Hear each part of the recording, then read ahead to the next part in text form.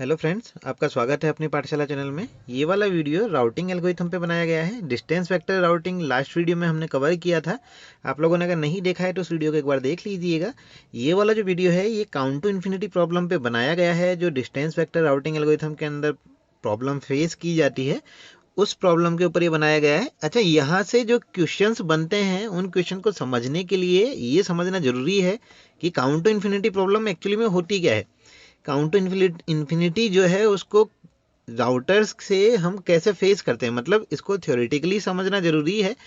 Practically जो होते हैं वो राउटर्स इनको ऑटोमेटिकली सेट कर लेते हैं जब कोई पैकेट ज़्यादा टाइम तक डिलीवर नहीं हो पाता। तो एक बार हम देख लेते हैं कि काउंट टू इन्फिनिटी प्रॉब्लम होता क्या है। तो काउंट टू इन्फिनिटी प्रॉब्लम देखने के लिए एक प्रैक्टिकल एग्जाम्पल लेते हैं हम लोग, एक नेटवर्क का। ये जो नेटवर्क है ये एक लीनियर नेटवर्क है, एक नेटवर्क है जिसके अंदर 5 आपके कंप्यूटर्स या नोड हम बोल सकते हैं। सारे के सारे नोड्स आपस में कनेक्टेड हैं।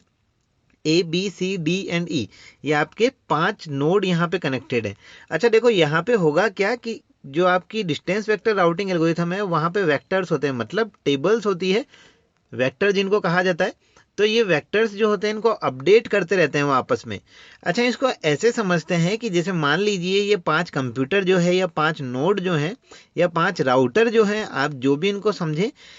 बेसिकली देखो होगा क्या कि जब भी राउटिंग टेबल जो होगी उसको जब स्टार्ट किया जाना है, मतलब जब टेबल के अंदर एंट्रीज इनिशियल लेवल पे स्टार्ट की जानी है, तो सारी की सारी जो एंट्रीज होती है वो ब्लैंक होती है।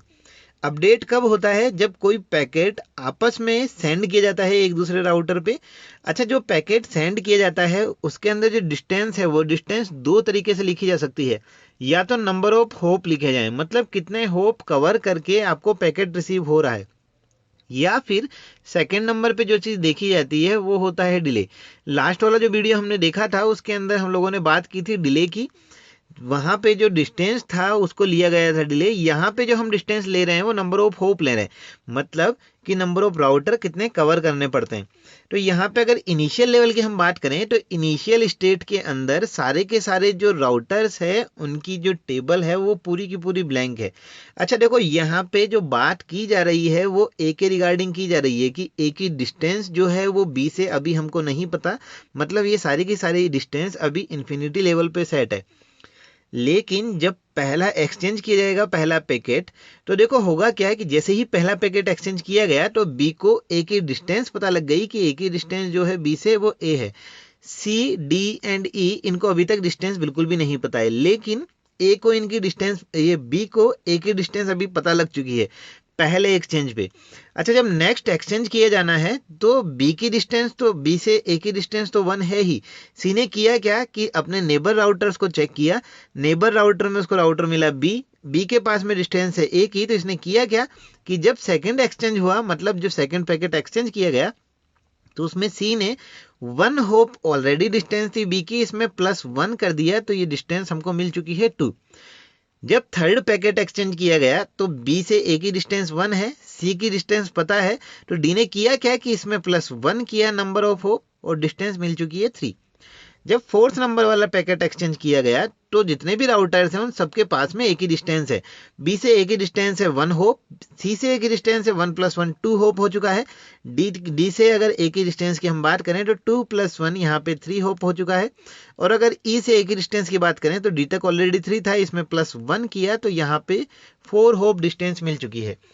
अब हर राउटर के पास में ए तक पहुंचने के लिए डिस्टेंस है, मतलब कि अगर कोई सा भी पैकेट सेंड करना है तो राउटर को पता है कि कितने नंबर ऑफ हॉप या कितने नंबर ऑफ राउटर्स उसको कवर करने होंगे, या फिर कितनी डिस्टेंस के बाद में वो packet particular router number A पे डिलीवर कर दिया जाएगा। इसको अगर हम ऐसे समझे, मान लीजिए ई कोई पैकेट सेंड करता है ए पे, तो डिस्टेंस कितनी कवर करनी पड़ेगी उस पैकेट को? यहाँ पे अगर हम देखें तो डिस्टेंस कवर करनी पड़ेगी 4। अच्छा, यहाँ तक का जो पार्ट है ये डिस्टेंस वेक्टर राउटिंग का पार्ट है। वेक्टर्स इनको कहते हैं, जो टेबल्स होती है, टेबल जो है ये अपडेट होती रहती हैं। अच्छा देखो, प्रॉब्लम को समझते हैं कि प्रॉब्लम है क्या। यहाँ तक तो ये बेसिक कॉन्सेप्ट है कि राउटर्स जो होते हैं वो अपने टेबल्स को अपडेट कैसे करते हैं। यहाँ पे जो 1 एक्सचेंज 2 एक्सचेंज लिखे हुए हैं ये पैकेट्स हैं, जो पैकेट सेंड किए जाते हैं। जब भी कोई नेटवर्क बनाया जाता है तो राउटर्स आपस में पैकेट सेंड करते हैं नेबर राउटर को फाइंड आउट करने के लिए। जैसे ही वो पैकेट रिसीव होता है नेबर राउटर पे, तो नेबर राउटर उसको अपडेट कर लेता है खुद में। मतलब उसको पता लग जाता है कि कौन सा राउटर उसके नेबर में है या कौन सा राउटर से वो डायरेक्टली कनेक्टेड है। तो यहाँ तक का जो पार्ट था ये तो है बेसिक पूरा का पूरा कॉन्सेप्ट की जो अपडेट होती है टेबल, जो वेक्टर्स बनते हैं वो बनते कैसे हैं। अब प्रॉब्लम को एक बार समझते हैं कि प्रॉब्लम देखो अगर होती कहाँ पे है। टेबल हम लोग यहाँ पे राउटर हम देखते हैं, टेबल हम लोग इसकी बनाएंगे नहीं। देखो यहाँ पे होगा क्या कि अगर मान लीजिए कि पहले एक्सचेंज के अंदर मतलब टेबल तो बन चुकी है, मतलब इनिशियल स्टेट जो है उसमें सबको डिस्टेंस पता है, बी को डिस्टेंस पता है, सी को डिस्टेंस पता है, डी को डिस्टेंस पता है और ई को डिस्टेंस पता है। इन चारों को आपस में डिस्टेंस पता है, किसकी पता है, सबको एक ही डिस्टेंस पता है। बी को पता है कि ए जो है वो 1 होप दूर है, सी को पता है कि जो बी है वो 1 होप दूर था और बी से ए की डिस्टेंस है 1, तो 1 + 1 हो गया 2। ऐसे ही डी को पता था कि सी की डिस्टेंस है 2, तो उसने +1 कर दिया तो 3 हो गया। अच्छा यहाँ पे जो डिस्टेंस है हम किससे मेजर कर रहे हैं ये ध्यान रखिएगा, होप से। होप मतलब कितने नंबर ऑफ सिस्टम यहाँ पे कवर होते हैं। अच्छा देखो नेक्स्ट स्टेज में होगा क्या कि अगर मान लीजिए नेक्स्ट कनेक्शन जब हुआ या फिर नेक्स्ट डेटा एक्सचेंजिंग जब हुई तो ए से बी का जो पाथ था वो पाथ ब्रेक हो गया, मतलब ए से कोई डायरेक्ट पाथ अब बी का नहीं बचा है। तो बी की अगर हम बात करें तो बी जो है अगर डेटा सेंड करना चाहेगा ए पे तो डायरेक्ट नहीं कर सकता, क्यों, क्योंकि ये पाथ ब्रेक हो चुका है। अच्छा ये जो पाथ ब्रेक हुआ है ये चीज बी को तो पता है लेकिन सी को नहीं पता, ऐसे ही देखा जाए तो डी को भी नहीं पता और ऐसे ही देखा जाए तो ई को भी नहीं पता। अच्छा सेम का सेम कॉन्सेप्ट बी पे भी लागू होता है। जब देखो नेक्स्ट एक्सचेंज किया जाएगा तो नेक्स्ट एक्सचेंज के अंदर देखो हुआ क्या, अगर हम सी की बात करें तो सी को नहीं पता कि ए जो था वो बी से ब्रेक हो चुका है, डी को भी नहीं पता और ई को भी नहीं पता, लेकिन बी को पता था कि बी से जो पैकेट है वो ए पे डायरेक्टली सेंड नहीं किया जा सकता। तो बी ने किया क्या कि उसने नेबर राउटर को चेक किया। नेबर राउटर कौन सा है इसका, सी। सी की टेबल इसने चेक की, सी से डिस्टेंस इसने चेक किया, सी से पैकेट इसने रिसीव किया। तो देखो हुआ क्या कि बी को ये तो पता है कि उससे सी पे जाने के लिए सिर्फ एक पाथ है, जो ये वाला पाथ है, ये चीज तो बी को पता है, लेकिन बी को ये नहीं पता है कि सी से जो पाथ जा रहा है ए पे वो बी पे होकर ही निकलता है। इस चीज को समझिएगा, मतलब बी को ये तो पता है कि बी से सी पे सिर्फ एक ही पाथ जाता है, लेकिन बी को ये नहीं पता है कि जो सी से पाथ जाता है ए पे वो बी पे होकर ही निकलता है। बी सोचता है कि यहाँ पे काफी सारे इंडिविजुअल पाथ हैं ए के लिए जो सी की टेबल में अपडेटेड है। तो देखो बी ने यहाँ पे किया क्या, बी ने ये देखा कि जो सी से डिस्टेंस है ए की वो है 2। तो इसने किया क्या कि जब 2 डिस्टेंस थी तो इसने ये देखा कि बी से ए की जो लेंथ थी, मतलब सी से नेक्स्ट राउटर ए है तो बी से सी की जो डिस्टेंस है वो है 1। तो इसने किया क्या कि सी से ए की डिस्टेंस जो थी 2 उसमें कर दिया +1 और ऑलरेडी खुद को अपडेट कर लिया डिस्टेंस 3 के साथ में। तो इस चीज को समझिएगा कि जो राउटर एक्चुअली में प्रेजेंट है ही नहीं, जो राउटर डाउन है अभी उसकी डिस्टेंस भी बी ने खुद के अंदर मेजर कर ली। अच्छा यहाँ पे जो डी और ई है इनको अभी डिस्टेंस के बारे में कुछ भी नहीं पता, इनको ये भी नहीं पता कि राउटर नंबर ए जो था वो डाउन हो चुका है, इनको डिस्टेंस भी नहीं पता, ये पुरानी वाली वैल्यू ही अभी लेके चल रहे हैं। यहाँ तक का पार्ट अच्छे से समझ लीजिएगा, इसको एक बार देख लीजिएगा कि बी जो है उसको ये तो पता है कि सी जो है वो उससे डायरेक्टली कनेक्टेड है, लेकिन उसको ये नहीं पता कि जो ए है वो सी से बी के थ्रू ही कनेक्टेड था। तो बी ने किया क्या, बी ने सी वाली वैल्यू उठा ली और उसमें +1 कर दिया।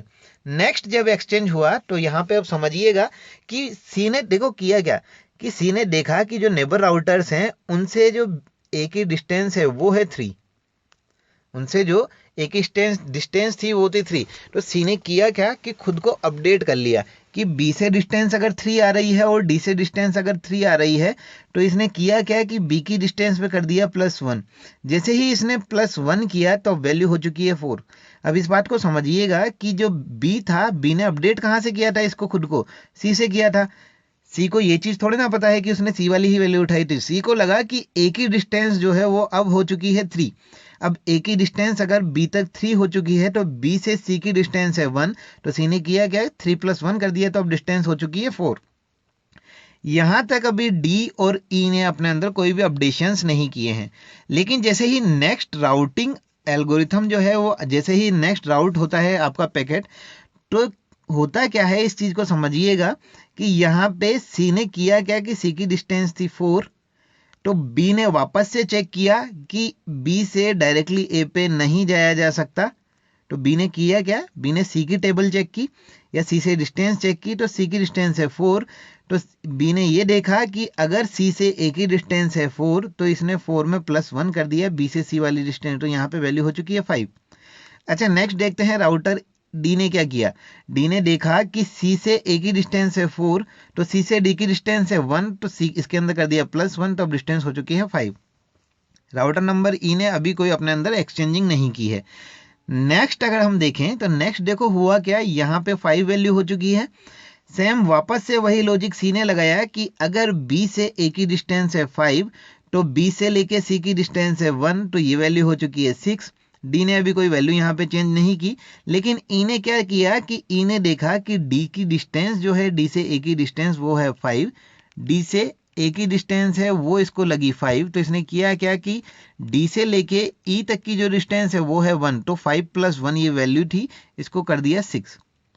यहाँ तक का पार्ट समझ आ रहा होगा। अच्छा देखो ये वाली जो प्रॉब्लम है, ये प्रॉब्लम क्यों अराइज हुई, क्योंकि बी को तो इनिशियल लेवल पे पता था कि ए जो है वो डाउन हो चुका है, वर्क नहीं कर रहा है, लेकिन बी को ये चीज़ नहीं पता थी कि जो सी है उससे जो पाथ जाता है वो पाथ बी पे खुद पे होकर ही निकलता है। बी को ये लगा कि जो पाथ था वो पाथ सी से अलग कोई इंडिविजुअल पाथ निकलता होगा, और उसने अपने अकॉर्डिंग इसको अपडेट कर लिया। नेक्स्ट ऐसे ही अगर हम देखें तो यहाँ पे वैल्यू जो 6 था, तो बी ने देखा कि सी की वैल्यू आ रही है 6, तो बी ने इसको अपडेट कर लिया 7, क्योंकि यहाँ से डायरेक्ट तो ए पे जा ही नहीं सकता। तो इसने किया क्या कि अगर सी की वैल्यू सी से ए की वैल्यू है 6, तो इस सी से बी से सी की वैल्यू है +1, तो यहाँ पे सी और यहाँ पे +1, तो ये हो गया 7। ऐसे ही यहाँ पे 7 हो चुका है। अच्छा ये वैल्यू जो है ये इन्फिनिटी तक चलती रहती है। तो ये वाली जो प्रॉब्लम है, ये प्रॉब्लम आपकी कहलाती है count to infinity problem. Theoretically अगर हम देखते हैं इसको थ्योरेटिकली, तो ये प्रॉब्लम हमको समझ आ जाती है। मतलब देखो यहाँ पे हुआ क्या था, मेन जो सबसे बड़ी प्रॉब्लम थी वो प्रॉब्लम ये कि ए जब काम करना बंद किया, ए जब डाउन हुआ, तो बी को ये बात पता है, लेकिन बाकी किसी राउटर को ये बात नहीं पता। लेकिन जब बी से वापस डेटा ए पे सेंड करने की बात आई, तो बी को तो पता था कि यहाँ से कोई पाथ नहीं है आगे, लेकिन बी को ये लगता है कि अगर सी पे कोई डेटा है और सी बी से कनेक्टेड है, तो हो सकता है कि सी इस डेटा पैकेट को ए पे भी डिलीवर कर दे। तो इसने किया क्या कि अपना जो राउटिंग टेबल था उस टेबल को अपडेट किया, किसके थ्रू कर लिया, सी के थ्रू कर लिया। अच्छा ये जो प्रॉब्लम है, ये प्रॉब्लम ही आपकी कहलाती है काउंट टू इन्फिनिटी। मतलब ये जो काउंटिंग चलती जाती है ये अप टू इन्फिनिटी चली जाती है। अच्छा देखो यहाँ पे जो अपडेशंस हो रहे हैं ये काफ़ी मिली सेकेंड्स के अंदर हो रहे हैं। हो सकता है कि राउटर ए पहले काम नहीं कर रहा था, बाद में काम करना स्टार्ट कर दे, तो ये टेबल वापस से अपडेट हो जाए। अच्छा इस चीज़ को अच्छे से समझ लीजिएगा कि काउंट टू इन्फिनिटी प्रॉब्लम जो है वो डिस्टेंस वेक्टर राउटिंग के अंदर होती है। यहाँ से काफ़ी सारे क्वेश्चंस बन सकते हैं। एक क्वेश्चन तो बेसिक सा यहाँ से यही बन जाता है कि काउंट टू इन्फिनिटी प्रॉब्लम जो है वो अराइज होती क्यों है। तो अगर हम इसकी बात करें तो अराइज होने के पीछे सबसे बड़ा रीज़न क्या, कि अगर कोई राउटर डाउन होता है, तो जितने भी राउटर्स होते हैं नेटवर्क के, उनमें से सिर्फ उसी राउटर को पता होता है जो डायरेक्टली कनेक्टेड है, बाकी के जो राउटर्स हैं उनको पता नहीं होता। तो बाकी के जो राउटर्स हैं जिनकी टेबल के अंदर उसका डायरेक्ट लिंक नहीं है, तो वो अपनी टेबल को अपडेट करते हैं, और उनकी टेबल अपडेट होने के साथ में वो वाला राउटर भी टेबल को अपडेट कर लेता है जो डायरेक्टली कनेक्टेड था। तो यहाँ तक का जो पार्ट था ये काउंट टू इन्फिनिटी प्रॉब्लम को समझने के लिए था। बेसिकली ये ड्रॉबैक है आपका डिस्टेंस वेक्टर राउटिंग का। तो यहाँ तक का पार्ट आपको समझ आया होगा। ये वाला जो पार्ट था ये स्पेशली बनाया गया था इस प्रॉब्लम को समझने के लिए। बिल्कुल बेसिक सी लॉजिक है, इसको आप अच्छे से समझ सकते हैं। कोई सी भी चीज़ अगर इसमें समझ में नहीं आई है आपको, तो आप कमेंट करके पूछ सकते हैं। कोई सुझाव अगर आप देना चाहें, सजेशंस हो आपके, तो वो भी आप कमेंट बॉक्स में डाल सकते हैं। वीडियो आपको कैसा लगा हमें ज़रूर बताइएगा। चैनल अगर अभी तक सब्सक्राइब आप लोगों ने नहीं किया है तो चैनल सब्सक्राइब जरूर से कर लीजिएगा, नोटिफिकेशन इनेबल कर लीजिएगा, ताकि आगे आने वाले वीडियोज़ के नोटिफिकेशन आपको मिलते रहे। वीडियो कैसा लगा आपको हमको कमेंट करके ज़रूर बताइएगा। हम ऐसे वीडियोज़ आपके लिए कंटिन्यू लाते रहेंगे। Thank you.